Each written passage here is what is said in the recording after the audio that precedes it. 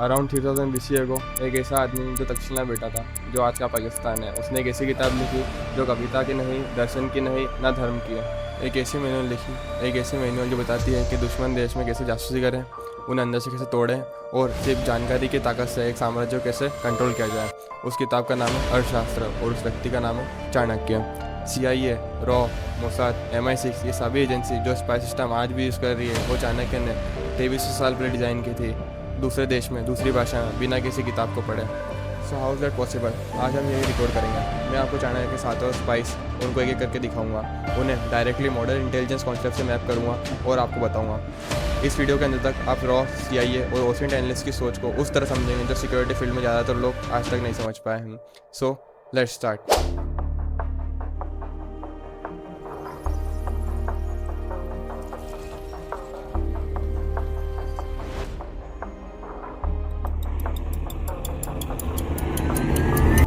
Before we get into the spies, we will first know who was Chanakya, because so many people don't know the name but not the real story behind it. Chanakya, also known as Kautilya and Vishnugupta, who was born around 350 BC ago.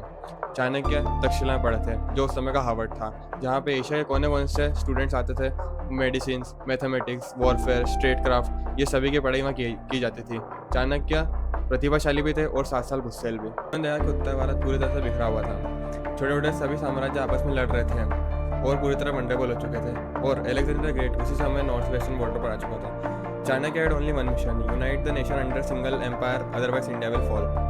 उन्होंने एक लड़का ढूंढा जिसका नाम था चंद्रगुप्त मौर्य, उसे सिखाया, उसके साथ स्ट्रेटेजी बनाई और उसके साथ मिलकर एक साम्राज्य खड़ा करा जिसका नाम था मौर्य एम्पायर, क्योंकि पूरे इंडियन सब कॉन्टिनेंट को एकजुट करने वाला ऐसा पहला साम्राज्य था। At its peak Maurya empire Afghanistan से लेकर बांग्लादेश तक फैला हुआ था। चाणक्य ने इसे अपने अर्थशास्त्र में लिखा था, जिसके अंदर 15 बुक, 150 चैप्टर, 6000 सूत्र थे। उसमें बुक 1 चैप्टर 11 में स्पाइस रहते हैं, जिन्हें आज हम समझेंगे। Chanakya didn't just say use spy, उन्होंने क्लासिफाइड हायरार्किकल सिस्टम बनाया, जिसके अंदर उन्होंने 7 कैटेगरी में बांटा। हर कैटेगरी का अपना एक रोल, अपनी एक स्पेसिफिक स्टोरी, अपनी एक मेथड होती है। चाणक्य ने 2 भागों में बांटा, पहला संस्था, दूसरा संचार। संस्था जिसके अंदर जासूस एक ही जगह एम्बेडेड रहता है, और संचार जिसके अंदर वो घूमते फिरते इंटेलिजेंस कलेक्ट करता है। मॉडर्न लैंग्वेज में कहा जाता है तो संस्था इक्वल्स टू स्टेशनरी एसेट्स और संचार इक्वल्स टू फील्ड ऑपरेटिव। तो चलिए हम सातों स्पाइस को एक करके डिकोड करते हैं। सो फर्स्ट है संस्था। चाणक्य ने ऐसे बताया कि वो इंसान जो स्टूडेंट, गृहस्थ या सन्यासी के भेष में सालों तक अपने दुश्मन के साथ रहता है और बिना किसी के शक के नज़र में आए सालों तक इन्फॉर्मेशन गैदर करता रहता है, जिसे हम कहते हैं स्लीपर एजेंट। मॉडल इंटेलिजेंस में इसे NOC कहते हैं। NOC मतलब नॉन ऑफिशियल कवर। ये ऐसे ऑफिसर होते हैं जो एम्बेसी में नहीं, रियल जॉब करते हैं, रियल वर्ल्ड में रहते हैं, रियल कंपनी में काम करते हैं और अपने टारगेट साथ सालों तक रहते हैं, बिना उनके शक में आए और बिना किसी को जानकारी में आए, और इंटेलिजेंस गैदर करते रहते हैं। जैसे हमारे यहाँ Ajit Doval sir, NSA national security agency के हेड, उन्होंने अंडर कवर रह के पाकिस्तान में 7 सालों तक ऑपरेशन कर रहे थे इन 1980s। उन्होंने ऑपरेशन के दौरान डीप इंटेलिजेंस करा था सिक्योरिटी के लेकर और पॉलिटिकल डेवलपमेंट को लेकर। दूसरे रॉबर्ट हसन, जिन्होंने FBI के लिए रशिया में 22 ईयर्स तक स्पाई करा था, नॉर्मल लाइफ जीते हुए डेली चर्च जाते थे, बिना किसी नज़रों में आए और इंटेलिजेंस गैदर करते रहते। और साइबर वर्ल्ड में इसे कहते हैं लॉन्ग टर्म पर्सनल थ्रेट या APT ग्रुप्स। एक कॉर्पोरेट नेटवर्क में हैकर एवरेज कितने दिन बिना किसी की नज़रों में आए रह सकता है? 197 डेज या फिर 6.5 मंथ से ज़्यादा। इसी को संस्था बोलते हैं, जो 23 साल पहले चाणक्य ने बनाई थी, जो आज भी आपकी कंपनी के नेटवर्क्स में बैठी हुई है। दूसरा है तक्षशिला या ह्यूमन एक्टिव एसेट्स। चाणक्य के हिसाब से यह वो इंसान है जो ब्रेव, डिटरमाइंड है, जो दुश्मन से के स्ट्रेटजीज, ट्रूथ मूवमेंट्स या उनके कोड सीक्रेट्स को उनसे डायरेक्टली कांटेक्ट में आके या रिलेशनशिप बिल्ड करके इकट्ठा करता है, जिसे हम बोलते हैं ह्यूमन या ह्यूमन इंटेलिजेंस। यह वो इंसान है जो एक्चुअली सोर्स से बात करता है, रिलेशनशिप बनाता है और डायरेक्टली उनसे जानकारी लेता है। मॉडर्न इंटेलिजेंस में यह वो केस ऑफिसर है जो एसेट चला रहा है, जैसे CIA में एजेंट जो डिप्लोमेट से पार्टी मिल रहा है, या रॉ एजेंट जो पाकिस्तान ISI के अंदर अपना सोच डेवलप किया हुआ है। चाणक्य ने स्पेसिफिक स्किल्स बताई है। तक्षशिला को लाइकेबल, ट्रस्टवर्दी एंड कन्विंसिंग होना चाहिए, ना कि फोर्स करने वाला या धमकाने वाला, जिसे लोग खुद जानकारी देना चाहते हो। So sound familiar? Cyber security में से सोशल इंजीनियरिंग कहते हैं। एक फिशिंग कॉल, एक fake ID ticket. Hi, I am from IT company. I need your password to fix the issue. The Tikshana, 2300-year-old, happening in your company's Slack channel today. So third one is the Rasad or sabotage. This one is Darkham. Chanakya के हिसाब से रसद सिर्फ एक intelligence collect करने वाला नहीं, वो डिस्ट्रॉय करता है अंदर से, जिससे खाने में जहर मिलाना, अलायंस करप्ट करना या इंटरनल कॉन्फ्लिक्ट पैदा करना। तो friends, this is cyber attack. Stuxnet, जो हम आने वाले वीडियो में देखेंगे, वो एक रसूल ऑपरेशन था। ईरान की न्यूक्लियर फैसिलिटी में सोल्जर नहीं भेजे गए थे, एक कोड भेजा गया था जो सिस्टम के अंदर बैठ गया, सिस्टम को सीखा, फिर साइंटिफिक उसको डिस्ट्रॉय कर दिया था बिना फिजिकल पावर के मैक्सिमम डैमेज। लेकिन चाइना का यह इंसान एक डिसइंफॉर्मेटिव पर्सन भी था। झूठी खबर फैलाना, डिसीजन मेकिंग को करप्ट करना या कंफ्यूजन पैदा करना। Sound familiar? ऑपरेशन सिंदूर के अंदर पाकिस्तान के state sponsored social media account ने यह क्लेम किया था कि इंडिया की 70% पावर ग्रिड ऑफलाइन हो चुकी है, लेकिन यह एक रसद है, एक डिजिटल पॉइजन जो इंडिया की पब्लिक को पैनिक कराने के लिए किया गया था। So the weapon change but the doctrine didn't. चौथा है कृतिका। चाणक्य ने इसे ऐसे बताया, वो इंसान जो दुश्मनों के द्वारा पकड़ लिया गया है या कॉम्प्रोमाइज हो चुका हो और दुश्मनों को अब झूठी जानकारी दे रहा है, जबकि अपने मास्टर से लॉयल रहते हुए।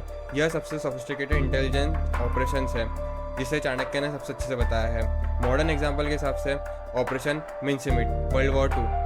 इस ऑपरेशन में ब्रिटिश इंटेलिजेंस ने एक डेड बॉडी को स्पेन के दरिया पर छोड़ दिया था फेक डॉक्यूमेंट्स के साथ। जर्मन्स को लगा कि ये डेड बॉडी एक ब्रिटिश ऑफिसर्स की है जिसके पेपर्स में रियल ऑपरेशन है।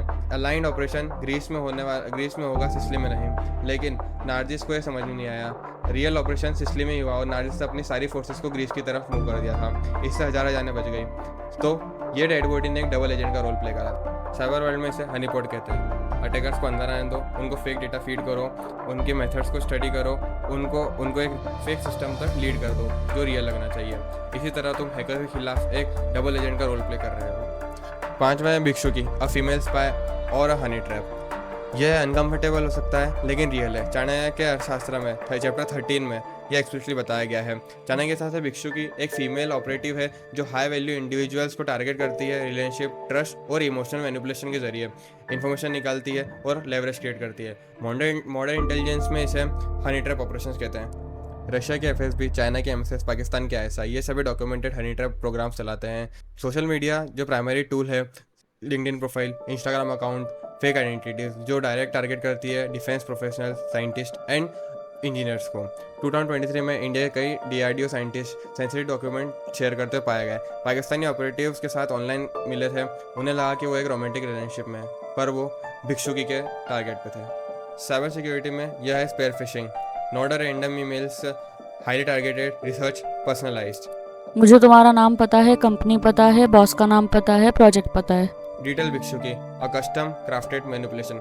चाणक्य की एडवाइस थी कि जिस व्यक्ति के पास राज्य के रहस्यों के एक्सेस हो उसे कभी भी बाहरी रिलेशनशिप में अनसुपरवाइज नहीं छोड़ना चाहिए। मॉडर्न एरा में यही वजह है कि सिक्योरिटी क्लियरेंस होल्डर्स के सोशल मीडिया अकाउंट्स मॉनिटर होते हैं।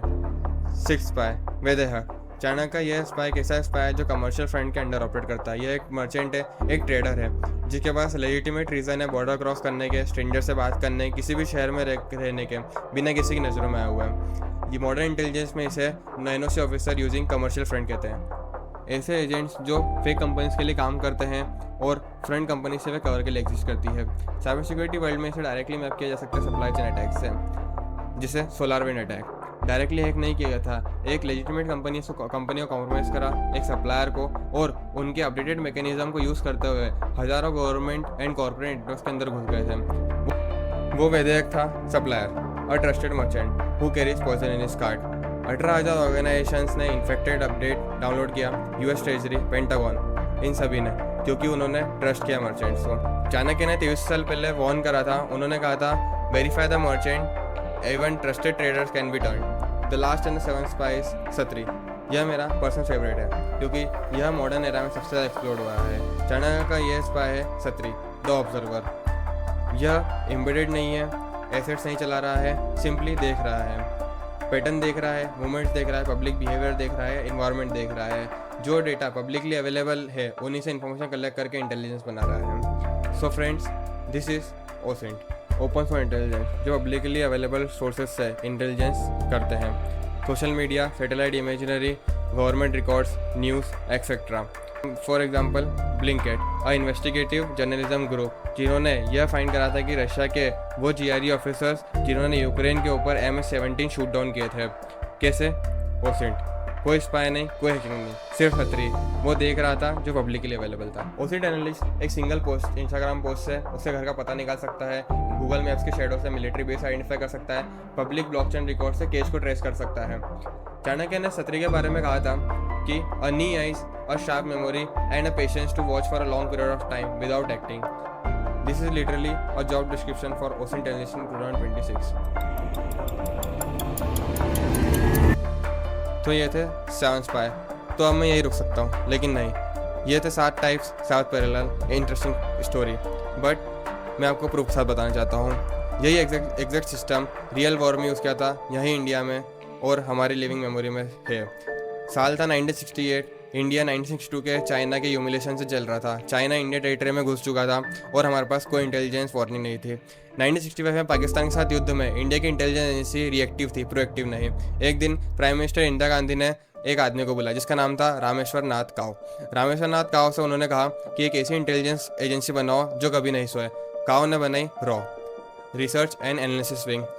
21 सितंबर 1968 250 हैंडपैक एजेंट के साथ शुरू की गई। Annual budget 20 million rupees.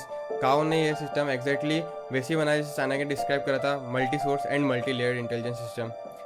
फिर साल आया 1971, इंडिया भारत पाकिस्तान युद्ध, बांग्लादेश लिबरेशन वॉर। भारत ने 3 साल पहले से बांग्लादेश के अंदर अपने सोल्जर्स को डिप्लॉय करना चालू कर दिया था। वो युद्ध भारत ने 13 दिन के अंदर जीत लिया था। This victory was the fastest victory in the modern military at that scale. Pakistan ने अपना आधा देश खो चुका था, बांग्लादेश आधा चुका था। 93,000 सोल्जर्स ने सरेंडर कर चुके थे पाकिस्तान के, जो कि सबसे बड़ा मिलिट्री सरेंडर था वर्ल्ड वॉर 2 के बाद। बांग्लादेश की आज़ादी के बाद जनरल ज़हीर रहमान, जो बाद में वहाँ के प्रेसिडेंट बने, उन्होंने इंदिरा गांधी से कहा कि ये आदमी काओ मेरे अपने देश के बारे में मुझसे ज़्यादा जानता है। इतिहासकार इंडियन आर्मी की इस जीत को क्रेडिट देते हैं और उन्हें चाणक्य को भी इसका क्रेडिट देना चाहिए, क्योंकि लिए जिस इंटेलिजेंस फ्रेमवर्क के द्वारा 1971 का वॉर जीता गया था वो 23 साल पहले लिखी गई थी। तो चलिए हम इसे 21st सेंचुरी में लेके आते हैं, जो कि ज़्यादातर लोग ज़्यादा साइबर प्रोफेशनल नहीं जानते हैं और न ज़्यादातर स्टूडेंट सोचते हैं। Modern national state cyber operation identically structured है चाणक्य के 7 स्पाइस मॉडल से। चलिए हम इसे अब एक एपीटी ऑपरेशन से देखते हैं। एक APT national state cyber attack hacking से नहीं स्टार्ट होता है, वो होता है स्टार्ट रिकॉनेंस से। उसे कहते हैं ओसेंट, सत्री फेस। वो महीना तक आपके डिजिटल फुटप्रिंट को स्टडी करते हैं, आपके एम्प्लॉयज़ का लिंक्डइन जो है उनकी जॉब लिस्टिंग रिवील करता है, कौन सी टेक्नोलॉजी यूज़ करते हैं, गिटहब कोड जो आपका आर्किटेक्चर रिवील करता है। फिर कवर आइडेंटिटी बनाते हैं, fake LinkedIn accounts, fake companies जो एक लेजिटिमेट वेंडर जैसी लगती है और आपके एम्प्लॉय को अप्रोच करती है, उसे बोलते हैं वैदेहिक फेस। फिर sphere fishing. Sphere fishing targeted होती है, पर्सनल होती है और ट्रस्ट बिल्डिंग होती है, जिसे भिक्षुकी और दक्षिणा फेस बोलते हैं। फिर वो अगर अंदर आ गए हैं तो लॉन्ग टर्म परसिस्टेंस संस्था फेस, जिसके अंदर वो चुपचाप बैठते हैं, नेटवर्क ऐप करते हैं और कुछ एक्ट नहीं करते हैं। फिर सही मूवमेंट आने पर रसद, जिसके अंदर होता है destruction, ransomware attack, network attack, infrastructure attack और data exfiltration. This is the exact sequence that Chanakya prescribe in that order for every intelligence operations. Reconnaissance, cover, social engineering, persistent action. हम इसे कहते हैं साइबर किल चेन। चाणक्य ने इसे कहा था Saptanga spy model, same chain different weapon. तो मैं तुम्हें बताना चाहता हूँ कि मैंने चैनल क्यों स्टार्ट करा था। साइबर सिक्योरिटी के बारे में बहुत ट्यूटोरियल्स है, कैसे हैकिंग करते हैं, कैसे सिक्योरिटी करते हैं। इंडियन हिस्ट्री के बारे में बहुत चैनल है, डेट्स, बैटल्स, किंग्स कितने रहे, पर कोई ये डॉट्स कनेक्ट नहीं कर रहा है। कोई तुम्हें ये नहीं बता रहा कि पिछले महीने वो हैकर जिसने तुम्हारी कंपनी के नेटवर्क में ब्रेक करा था वो 23 साल पुरानी प्लेबुक को चला रहा था। कोई तुम्हें ये नहीं बता रहा कि चाणक्य जिसने सोशल इंजीनियरिंग को उसके नाम से पहले समझ लिया था। कोई तुम्हें ये नहीं बता रहा कि history, philosophy, religion, cyber security, ये सब चीज़ एक ही चीज़ को डिस्क्राइब कर रहे हैं, information and power context. This is what this channel is about. हर हफ्ते में उस पजल को डिकोड करूँगा, हर एक पीस का सॉल्व करेंगे, एंशिएंट से लेकर मॉडर्न तक, हिस्ट्री से लेकर साइबर स्पेस, थ्योरी से लेकर रियल वर्ल्ड ऑपरेशन तक। अगले हफ्ते हम देखेंगे ऑपरेशन सिंदूर का साइबर डायमेंशंस को, पाकिस्तान का APT 36, चाइना का इन्वॉल्वमेंट, डिजिटल वॉर जो फिजिकल वॉर के पैरेलल चली, एक्चुअल एविडेंस के साथ, सर्टेन की एडवाइजरी और थ्रेट इंटेलिजेंस की रिपोर्ट से। If today video made you see something that you didn't see before, please subscribe this channel, and if you know someone who is a history lover, a cybersecurity person, or geopolitics reader, share this video with them because this conversation is more important right now than ever. See you in the next video.